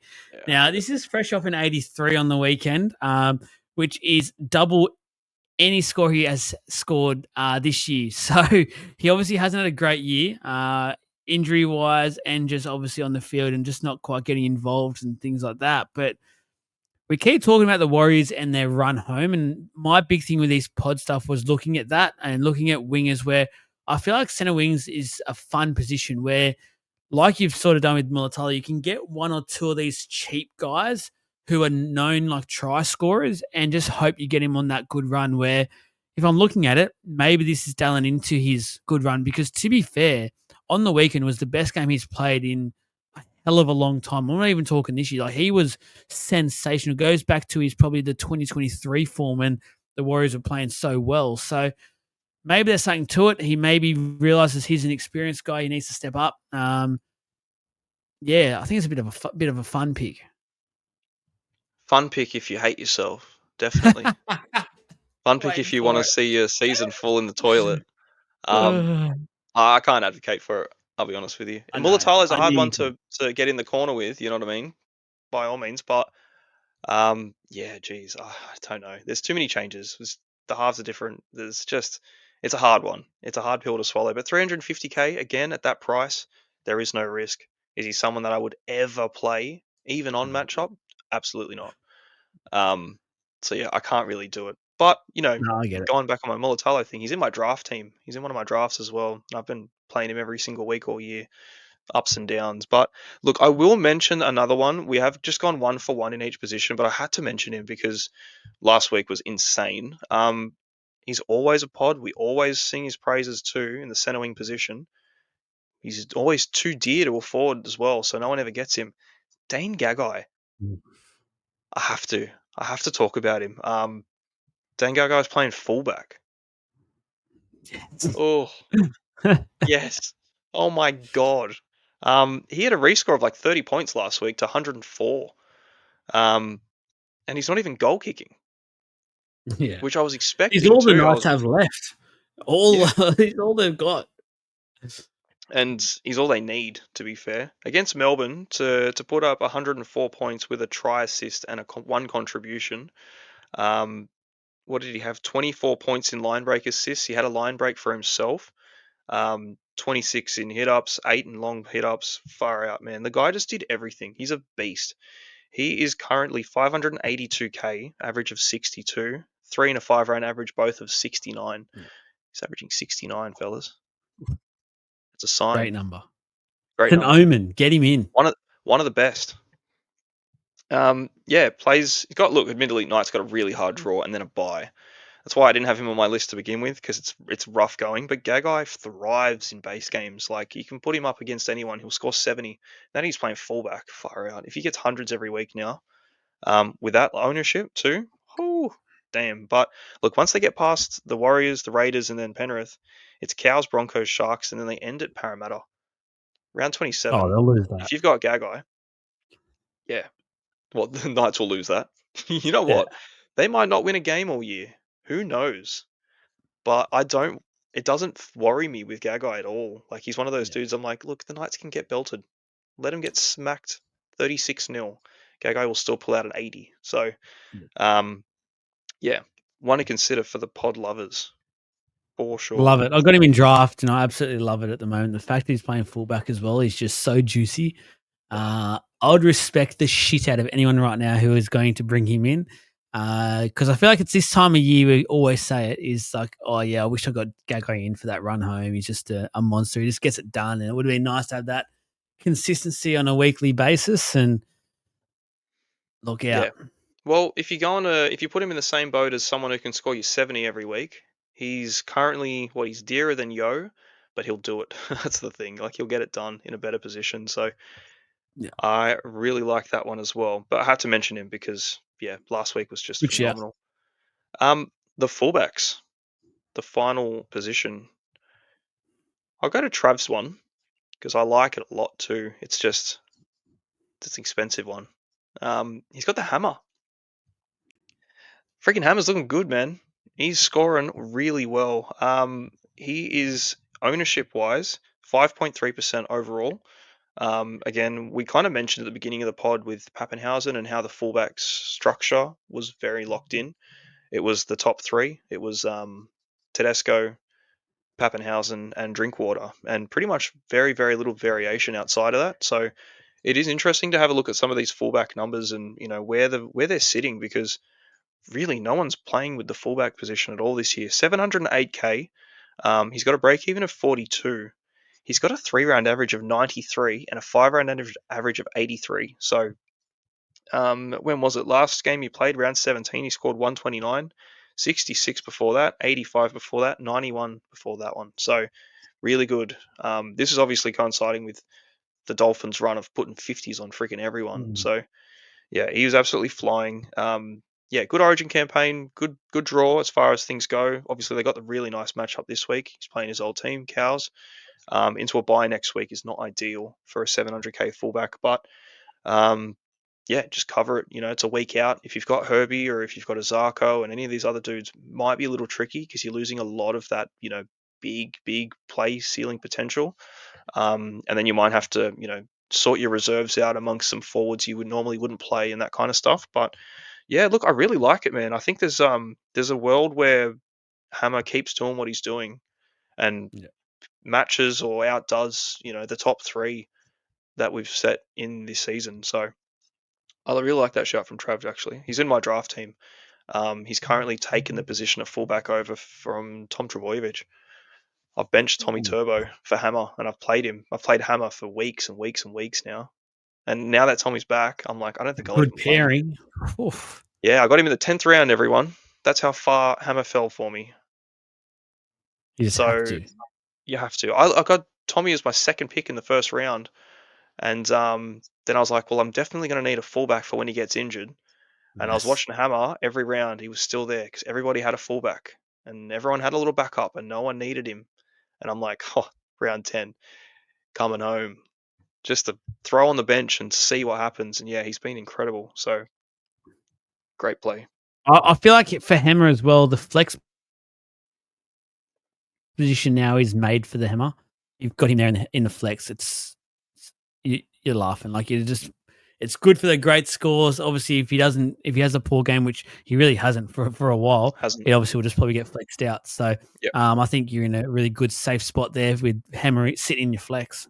100%. Yeah, and if the Finns keep, scoring big, he's obviously going to be a massive beneficiary of anything they do because he's a live wire. Speaking of live wires, who's your fullback? I can't believe I've gone this way. I have been so off this bloke for almost my existence of playing Supercoach. Here I am about to say the name Reece Walsh. 661k, 6.6 ownership. There's plenty of people at the moment who are getting rid of Pappy this week who haven't already. Obviously this week isn't the week to do Walsh with the Broncos with the bye. You would wait 1 week. By then, maybe Pappy is coming back. But at the same time, It's an easy I hold for don't Pap mind. to wait. Yeah, I don't mind the Walsh play. I really don't. I'm starting to come around to it. Again, he does have to work so hard to get points, and his knee every week in the warm up, he looks like he can't move, and then all of a sudden he's out there being a freak and backflipping and everything else. So again, if you compare his scores to the elite fullbacks, he hasn't got 100 this year. That's eye opening. But at the same time, the Broncos are really starting to find some form. They're in this just grind at the moment where it's a good grind. They're just doing what they do, and I don't mind it for 661k. I really don't. I mean Mm. that not having a forward that hasn't scored 100 is a worry. But yeah, it's just I feel like there is one coming for Reece. Well, he's not going to go to the Supercoach season and not score 100. Yeah, look, realistically, Walsh has to work harder for his points than any other fullback in the comp. And I say Mm. it every year, and I tend to own him at least once every year too. There's a time and a place to buy Reece Walsh. It's when his price is low and his draw is great, and that's it. You don't really play too much with him. He's not a guy that will go big against hard teams. He kind of just he's a flat track bully who scores 4 or 5 tries and gets a ton. So I think there is a time to own him now. I was going to do it last week. I was talking to one of the members in the group. It was James Beckman. Shout out to him. He did trade Walsh in last week, and he got a decent score out of him too. So I was basically on the mindset of, look, I'm going to get Edwards, and if Edward isn't named, I'm going to go for Walsh as a punt play. Um, didn't end up doing it. I went another route. But look, the thing with Walsh is that he's actually at least had one. He's only one game this year. It was in round 2 where what did he end on? 9 points against the 9. Raiders. That really, really Yeah. shit game. Shocker. Every single game outside of that one game, he's had at least 1 or 2 try assists. He's only not scored a try in 6 games this year. So he's got at least 1 or 2 try assists in every single game this year, barring that round 2 one. Last week was a try and an assist, a couple line break assist, ended on a 79. So he's, that in any other position is 130 points. You know what I mean? Yeah. That's a problem. That's But yeah. Yeah. he does it every week where you're like, even, you're looking at its 70th minute, he's on 30 points and you're thinking, shit, why do I own Walsh? Why do I put Yeah. myself through this ordeal? But then he'll come out with a run, he'll break a few tackles, he'll score a try, he'll do a dolphin dive and all this weird shit, and he'll end on 100 or close, 90, 80, something like Yeah. that. Not a bad thing, And he especially sums 600k. up the definition of a pod, I feel like, because let's be fair, you're going a pod, it's a huge risk. It's a gamble, and you know It's a that risk. going into it. So Yeah. everyone knows now Reece Walsh is a gamble when it comes to Supercoach. So it's a pod move in my opinion. It's not a move that I feel like if you're in the top 100 ranks or something that you're probably loving it, but damn right that I've got to get Walsh in and take that risk because I know that he can tear a game apart, but there's also probably very likely that he might do the same. He might tear a game apart, but only I look at his Supercoach score and he's got a 60. So it just sort of comes with the territory of Reece Walsh, but it is a pod. It's a pod pick, and that comes with its own risks Yeah, as well. it's a risk. It's a big risk. He's got a base of 20. Yeah. That's it. His base is 20. You're getting him for his attack, and then you play him off matchup. That's honestly the only time I've done it. I do it every year. I haven't done it this year, but last year I did. I had him in for a short stint, probably 5 weeks of a really, really healthy run for the Broncos. Got him just for that 5 week Gotcha. period, and he went bang, bang, bang, bang, bang. And then I traded him out, and I was like, geez, he's doing really well. I'm like, that's the point. Get rid of him while he's, while the going's hot. So did it the year before that as well. It's just you pick the run, you get him cheap because he always does dip at some point, and yeah, you just ride it out. But their run coming forward now, they got the Eels next in 21, which is fantastic for him. Then the Rabbits, who are statistically the worst team to give opposition fullbacks. Then you got Melbourne, who aren't actually far off the worst team to opposition fullbacks either. We just saw Hammer put 100 and something on them too, so that's not too bad. Then they play the Dolphins round 24. It's a derby. It's a Queensland derby. It's going to be at Suncorp. It's a game that Walsh will get up for. Then the Knights, then the Cowboys, and then Melbourne again. So Mm. every single game from now to the end of the year are teams that concede points to fullbacks consistently. So yeah, if we're expecting the Broncos to have a really good run to the end of the year, Yeah. he could be your guy. It's just you need to be prepared for something, a real bed shitter, if it Yeah. does happen. So I Yeah. like it. Honestly, I do. Um, my fullback of choice is somehow a pod. It's freaking Dylan Edwards. Love him. The man himself. He's such a popular trade in this week. He might not be a pod anymore, but he's 3% overall owned. Overall for all coaches. In the top 10%, as of this morning anyway, he was 5.6% owned. I think the whole news after Team List Tuesday coming out with Pappenhausen being ruled out may have pushed those numbers up a little bit higher, and he's probably getting close to 10 odd percent. I will check that right now actually because I am curious because I Yeah, did why honestly you never check do so. that? That's funny because you obviously checked it this morning or something and seen the 3%. Since TLT, which I think has made him a much more appealing option, he's actually gone down in overall teams to 2.8%. So there's people that are getting off him after TLT for some unknown reason. But I actually feel I'm with you. Like since He's this he's TLT has dropped, I'm the same boat. I'm very high on Dylan Edwards at the moment. Yeah, I'm super high on Dylan Edwards, and I'm actually trading him in this week, but he's fallen out of our criteria for pods from 4 o'clock to now. He in the top 10% is 13.1% owned. He's had a 11.5% round change in the last 5 hours. Wow. Yeah, so he is getting traded in mass numbers from, I would say, Pappenhausen. Yeah, over 1,000 people have traded Pappenhausen out for him. 760 people have traded out Lucas for him. 137 at the moment have traded out Karapani for him. So unfortunately, he doesn't fit the bill for pods, but I think he's the one. Overall, it does. Overall, Over, he's still at 2.8%. yeah. So overall, 100%. Yeah, he's well. Yeah, 3% for that. 4,800, but that's going to increase massively after this week. Yeah, for all the reasons that we're talking about Penrith, Dylan Edwards, really, really good shout too. 647k. Playing the Rabbitohs this week, last for points conceded to fullbacks. 102 against the Bulldogs. Hey, oh He yeah, scored and with 102 no against attack. the Bulldogs. I don't think there was any attack in that game either. I'm pretty sure. Yeah, it was just all base, runs, everything. Runs. He wasn't. He kicked 8 points in goals, 18 points in tackle busts, 2 line breaks, one offload, 42 points in hit ups. Just just immense. And I was watching that game too, actually, and I think he was on like 60 or something at halftime, and I was like, what has he done? Mm.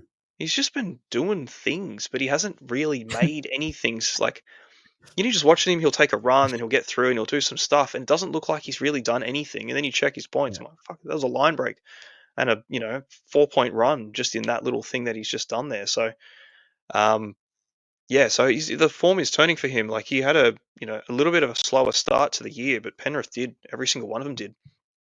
And now it looks good for him. So yeah, coming off 102 against the best defensive team in the comp and 88 before that game, into a really nice run. And I would assume, and I hope, he's goal kicking. That's the Whether Alamotti big one. kicks or not is a big, yeah, you're taking a risk if you buy him in this week, but I don't think you're really risking too much. To be fair, I think Edwards can get it done. So I like it a lot. I'm doing it this week myself. I just got to find the guy to move on out. But yeah, Dylan Edwards, you reckon? I like it a lot as well. I'm trying to work out how to get it done. That's my problem. Are you worried about Cleary when he comes back, or you reckon they'll work well together? Edwards and Cleary, Mm. they always work well together. Yeah, I remember last year there was a bit of talk around when Cleary was out. Edwards obviously stepped up and did a lot more, but there was obviously that was beaten because he has already scored really nice, and Cleary was playing that Bulldogs game as well. So he's got Yeah, 134 at the start of the year as well against the Roosters in round 7, 88 round 14 against the Tigers. So yeah, all roads are pointing towards Edwards in my opinion. So I'm pretty keen to find out a way, and we'll talk about that in a second when we go switch over to our trades. But I'm in a bit of a dilemma at the moment. yeah, so am I. Yeah, obviously last year we saw with Cleary's outs and the fact that Edwards goal kicked for basically 2/3 of the year, it pushed his average up to 85. So without the average of his goal kicking though, he would have averaged 80 or 79.5. So it was still a very, very big year for him. And then this year he's averaging 72. So he's not far off what his average was last season. His base and power numbers for a fullback are really second to none, pretty much. His base and power average is 48. His Mm. base is 35, and it pretty much runs that way the whole way through. But yeah, between his power numbers last season was 49, the season before 46, the season before that was 46. He's a very safe, reliable. We always say he's a safe, reliable 70 for a fullback. Yeah. He Can gets a Ivan tack. do us a favour and confirm who's going to be goal kicking before this game, please?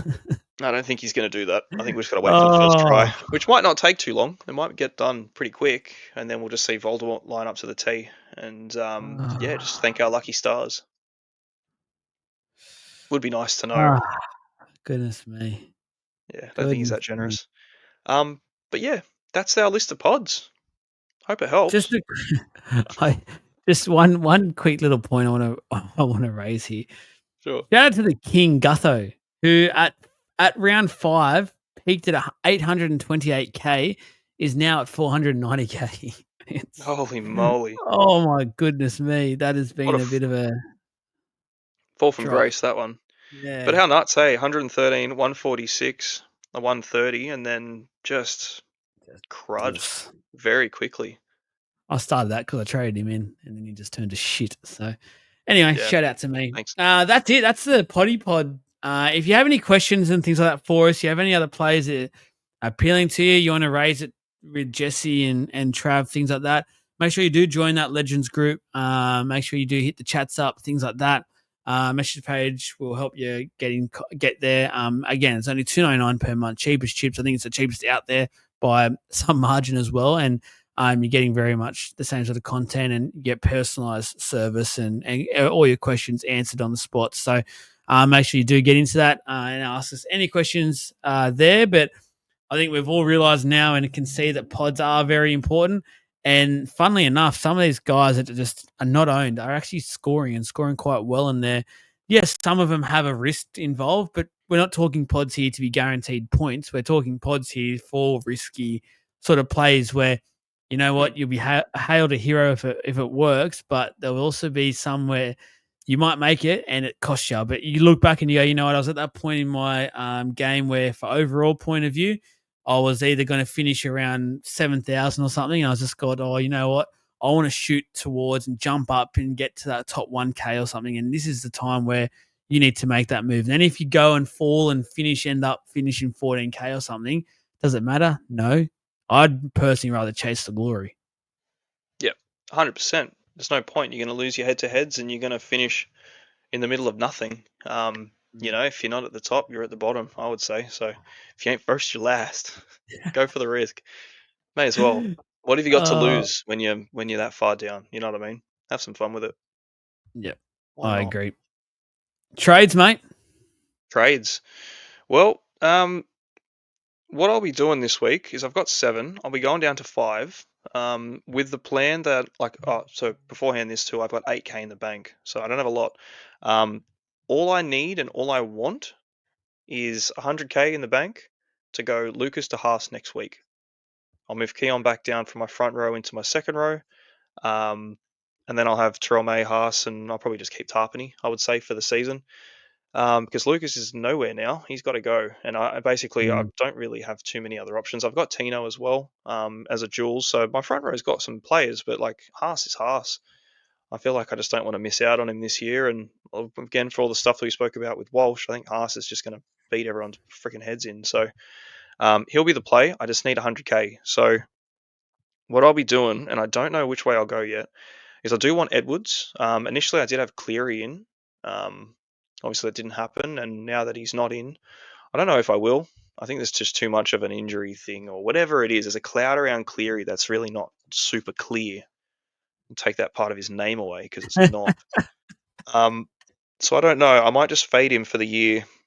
I was very keen on it, but I'm keener on Edwards. To be fair, Mm. um, at this stage, I've got Burton out, and I don't know if I like it or not.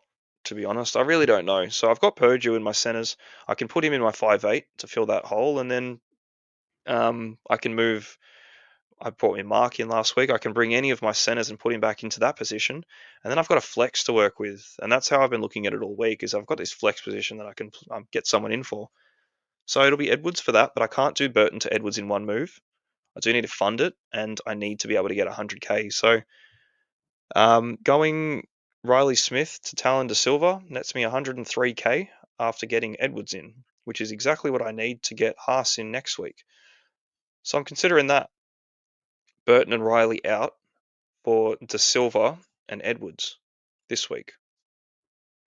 Or if I want an extra Okay. 60k, I could just nuff that second hooker spot and go Kalani going Mm. 198k. And then I was thinking, how much more is worth having a playing hooker in my second slot that I'll never play? It's 60k difference between De Silva and enough. Like 60k is quite a lot for a position I'm never going to use with limited trades. So I'm considering just going, and then if I lose Watson, then I will be going to my AEs, and that's it. Not a So I'm bad still spot to be. work in progress. Yeah, I'm not sure yet. It's either Burton out or Azarko out, and they're very luxurious trade outs. So it's just a shame that Lucas is in my 2RF and he's not in my centers. Otherwise, I could do Yeah. something with it. Yeah. Yeah. Yeah. I've always had this plan with Lucas to get him into my CTW. Just never been able to make it happen for injury reasons and things like that. Just always has stayed in my second row. And now it's got to the point where it's hurt a little bit, but I'm very happy with what I've ended up deciding to do. But yeah, just on yours, I'm good spot for you to be in. I'm sort of I understand where you're coming from with the AE stuff. And at the moment, like I'm looking at this week, and I don't know what you look like, but I'm guessing it's pretty similar. If I had to play an AE this week, I'm happy with that. Even my worst scoring AE, I feel like could score pretty decent. So Mm. Well, it's the not a bad players I'm spot at this sitting, time of year. yeah, like with the players that I'm literally sitting this week, and I've done that trade. I've got Burton out, and I've got at the moment I've got going in my hooker slot. But I'm sitting Tarpany this week. I'm sitting potentially Hosking this week or Tino. You know what I mean? Like, there's players that I've got in my team that I'm like, far out. This is I don't really want to not play them, or like I'm just sitting on them, owning them. Burton would be the guy as well. If I had him, I wouldn't be playing him. Um, Worst case scenario, Purdue or Jed Stewart knock out at 30, and then they Mm, nuff out. Like, it is what it is. yeah. Having that spot, having that flex this year, I wouldn't do it last year at all. I didn't do it last year. I always made sure that my second hooker, as shit as he was, at least played the game, because he kind of needed to. Now, look, if I lose someone and I've run out of trades and Connor Watson goes down, which I don't anticipate happening, but stranger things have happened. Um, Straight up, I'll just take the nuff. I'll take Yeah. the AE, and then if they drop out, then they drop out, and it is what it is, and it's just going to be one of those things. It'll be a free loop every week for me. You know what I mean? Like silver linings in a way. Yeah. Just Yeah. see what happens. So, yeah, and then one thing, obviously, the reason I had gotten Connor Watson is because he's got that the dual 2RF. I was like, yeah, that kind of tipped me over. So, um, yeah, I'm very much considering just nuffing it out. To be honest with you, I just don't see the appeal and benefit of spending 660K more for nothing. So, Yeah. yeah. No, I like it. I like it. Um, for me, leading into this week, I had 303K in the bank with 6 trades as well. So I've got Dylan Lucas, and I feel like I'm going to be getting. I want Dylan Lucas out this week because there's a guy I got my eye on, and I've been big on matchups. I've been huge on looking at matchups and pairing things up. I'm going a guy that I've admired all year round, and I'm just jealous I haven't been able to get in on it. Hudson Young. I'm Nice. going in. So I've gone Hudson Young. I think that run home is so nice for the Raiders. I want to be on a couple of Raiders for that. So I'll be going for Hudson Young. Now, I know what you're saying. There'll be a buy round 24. I don't mind. I've got a stacked CT 2RF as it is, so I'm happy to be playing a couple of guys in that. Another point to make, I do still have Hosking, but I don't mind that either because of the run that the Raiders have. I think both can actually score quite decent on a week to Mm, week basis. And there's probably some weeks I won't play Hosking. Yep, could be a risk. But there is some weeks, even including this week, where I'll look at their versus the Eels and I think I'll probably play both. So, and I'm mm, pretty confident in and comfortable playing both. So, I actually think, and we'll talk about it shortly, I actually don't mind Hudson Young as a VC sort of shout either. oh yeah, I think he can easily. score a couple on that edge. The Eels have been pretty poor on their edges and just lost Katonga as well, which has hurt the Eels. But yeah, that's that one trade. And then that would leave me with 5 trades and 190 in the bank. Edwards, I'm just looking at Edwards, and if I trade him in this week, I actually think he's a C option. I think he's a C Mm, play. I've got And the C on him. yeah, Is that for I've got Pappy? Lomax. What was that? Oh no, you traded Pap out last week, so I you'd got have to move a Pappy out center last wing. week. So for Lomax, who's in my flex at the moment, if I don't go, if I don't get Edwards this week, I'm not going to get him in. That sort of bothers me. So I want him this week. I think he's that C option play. I've got to decide who to get rid of. Now, Hopper White is there. I love Manly's last 3 or so games, 4 games. On sort of part of Hopper for that. I hate their next 3 or 4 weeks of those, so it's like a balancing act. And again, a pretty stacked CTW. The only one I'm not that happy with is Jed Stewart. But again, even with the Raiders draw, I actually think he can score a couple of tries on a weekly basis and score decently. So I've got a Sarko there as well, which both Lehigh and Asako at this present time I haven't named to play, but I'll be changing Asako to play this week because it's against the Cowboys, and I love that. I think we all know that Dolphins score very well. General teams score well against the Cowboys. And the big one I'm going to look at, and I spoke to Jess a little bit off air about this one, Marky Mark. 724K, obviously coming off a very poor score. I looked at the draw and I thought, you know what? They've got a pretty hard little draw at the moment. Even though I'm big on the Roosters, I think they're starting to find some really good form. They got their good players back and all the like. Then I looked and thought, let me look at the scores when he's versed some of these good sides. Mate, that just doesn't exist for Marky Mark. He just scores. And that's really put me off getting rid of him. So I'm like, I reckon I'll hold on to him. So it's about deciding who to get rid of for Edwards. It's looking like it's going to have to be Hopper, which I just hate. But I think it's easy, to be honest with you. If you want my 2 cents, I think your Hopper goes. Yeah. I don't think I'd You go. hold on You to know him for what? the last 3 games. Like, we've got 7 weeks before the last 3, or 5 weeks for the last 3. You know what I mean? Like, Yeah.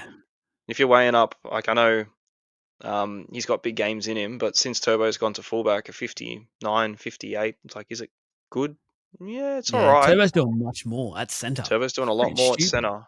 Yeah, he's the second fullback. So I just don't think it's really what you were after. And I think, 3-round average of 39. Yeah. I think it just means I do lose a bit of money. I'll end up with like not about 50, 60K left in the bank for next Oh, week, which isn't ideal. But at the same time, I'm can't looking take it at to the like grave. Clark's still scoring well. May's doing May sort of things. Last week was a little bit of a downer, but I think he'll come back now. His brother's in the side as well. I'm also gets hard to put my head around, obviously with Payne Haas's injury and stuff, that maybe I'll watch next week and not be getting Payne immediately, which might sound crazy, but I'm also thinking a little bit. I can't copy everyone's trade. Like I can't go the same trade as you every week. I feel like that would be just boring. And also I want to like keep improving. So I want to go a bit away from some of those people ahead of me. And I reckon most people will have Payne Haas on their radar. So if I go a little bit different and have like Aaron Clark, who I'm still riding, then I've got a few of those dual guys like Kaloa Matangi, Tino. Mm. I'll see what happens. That's something for next week's potty. But yeah, that's my sort of thinking. I might use 2. If I use 2, that'll be 4 trades left. A bit nervous about that, but it is what it is. I've gone pretty aggressive all year, and it's kind of worked. So I feel like it's a sign to do the same this week. Yeah. No, that's fair. I would probably make that move from Lehigh myself if I was doing that to get him, because I just think it's Yeah. a good upside kind of thing. But admittedly, it's not really one you must do. It's not a must trade kind of move this Yeah. week, and that's where you're kind of going like, is it worth it with 5 trades?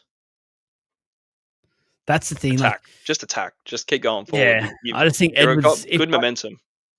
and it goes into the CVC chat now, but if I didn't have Edwards as probably my number 1 for captain this week, I wouldn't make the trade. But I'm that high on Edwards now that I feel like it's almost a must to get Edwards in. Where if either way, I was probably getting Cleary in this week, and he would have been my captain. So Yeah, yeah, my like to talk about it. My VC this week, I'm looking at Herbie against the Cowboys, and then my C is probably Edwards if I bring him in. it's exactly what I'm doing. Exactly the same. Herbie C. Sorry, Herbie VC against the Cows. Into an Edwards C. And prior to team list, I actually had Cleary in my flex. I had Cleary in my starting halfback 1 position. I had Hines in my flex just because why not? And I had the C on Cleary as well. So I just think, Edwards looks good, man. Yeah, Looks good. It could just be, we could be let down, but I don't see it. I just think he's a very reliable play, and there's a lot on the up on his side of things. So yeah, he's someone I'll be getting in for sure this week somehow. If I yeah, do decide to change it or go about another route, I'll definitely put it in the chat. But I think I've pretty well decided. at this point. Yeah. Yeah. And if I was to go different for whatever reason, or if I'm trying to put something out there for anyone, I mentioned him a bit earlier. I have got him in. We always say good juju for those sorts of things. Hudson Young, I really like that matchup and play this week. Unfortunately, it would mean I'd have to go C on him because I'd be VCing Herbie. But at the same time, I don't think that's a bad thing with with Hudson against the Eels. And Go the double juju. Why it's wouldn't you? tempting. It's tempting. 100%. That's an easy one. Far out. That would mean what you'd have to VC Herbie. Edwards. No, you're just not VCing Herbie at all. No, You're I'm VCing Edwards VCing into. Herbie. Oh, I thought you were going to VC Edwards into a C Hudson Young. Oh yeah, for double juju, that could work. Double juju. I might Yeah, score like a 1800 this week with double juju. someone's got to do it. Someone's got to be top score. It's the year of the Joel, isn't it? Oh, it is. Uh, It classic. is the year of the Joel. That's it, mate. Is anyone else in this? We're not doing any more season stuff. We can get out of here. I think we've been long enough. That's it. Well done. Well done. I'm sure Trav will let the group know his trades and that. He'll go in and do all those pre-round posts and that he likes to do and be on the chat. So you're going to see and hear Trav's thoughts and stuff. Please make sure you again go to the Legends group. He'll be updating everyone there. But that's us done and dusted. Good luck this week.